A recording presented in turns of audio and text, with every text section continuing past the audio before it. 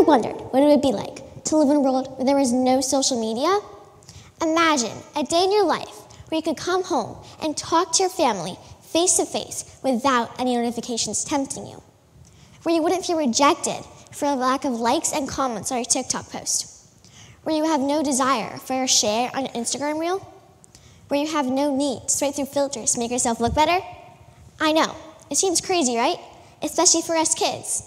Based on surveys from the Pew Research Center, in 2022, up to 95% of teenagers surveyed ages 13 to 17 reported using social media, and more than a third of them use a quote almost constantly. And according to the Academic Journals Center, teens' mental health may suffer as a result of their constant exposure to their perfectly curated online lives. Now, it's hard to get off social media as a teen. Everybody messages each other through snaps, and sometimes you feel like you'll miss out if you're not on it. This is why I propose a once-a-month social media cleanse. We are social creatures who need real connection with each other. Let's start by acknowledging the benefits that a social media platform can bring to our lives. Many of us use Snapchat, TikTok, and Instagram to find some sort of connection with each other, to share interests, and to find information. There is no doubt in anyone's mind that social media has changed the way we live, work, and connect with each other. Lawrence Robinson and Melinda Smith, however, shared on helpguide.org that, quote, your social media use may be problematic if it causes you to neglect face-to-face relationships, distracts you from work or school, or leaves you feeling envious, angry, or depressed. Even though cutting social media out of our lives entirely is basically impossible, and honestly, who would want to? I know I wouldn't. We need to allow ourselves to take a break. According to Calm.com, the outcomes of taking a social media detox include reduced stress, improved self-esteem, increased focus, being more present, not comparing yourself to others as often, and developing better overall emotional strength. Columnist Taha Siddiqui of the Brown Daily Herald went on a social detox after he discovered that he was spending 8 hours a day on his phone, with a significant portion just on social media alone.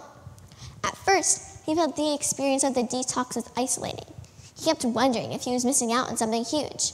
But as he got further into the cleanse, he realized that it actually gave him the space to spend time in different ways. He got to know people in his dorm that he had never met before. His conversations were more meaningful, not just focused on the latest meme he saw. He also felt more calm and relaxed. As a result, he was sleeping better and developed healthier habits, such as journaling and eating a full breakfast. He recognized that eliminating the need for validation allowed him to focus more on improving himself and his connections. Author Sarah Peck shared in the Harvard Business Review the 4 experiments she conducted to successfully overcome her social media addiction. Like Taha Siddiqui, she cut out social media for a full month. She tried to designate specific times during the day when she would avoid her social media. Her third approach was to try a social happy hour. Instead of staying off social media, at certain times of day, she blocked out each time to indulge in it. Finally, she tried taking a day off from social media each week.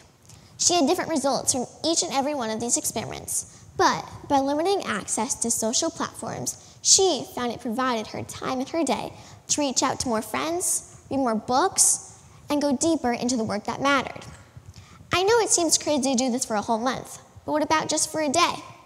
If that seems too much to start, there are some easy ways to get started. Try turning off notifications. This can help minimize distractions and keep you more present in the moment. You can also track your progress using apps that monitor your screen time, allowing you to see how your habits are changing over time. You can also organize your social media apps in a way that makes them less accessible, such as moving them off your home screen. I found this helps me to reduce my temptation to check them repeatedly. Lastly, consider setting limits on the amount of time you spend scrolling through your social media For You page each day. Hopefully, one of these tips or hacks can help you stay more focused on other tasks and make you more present. Remember, you've got the power to take control of your screen time. I put this to this test last week. I went on a 5-day social media cleanse where I did not use any of my apps from 4:30 until the time I went to bed. At first, all I wanted to do was stop my homework and check my notifications.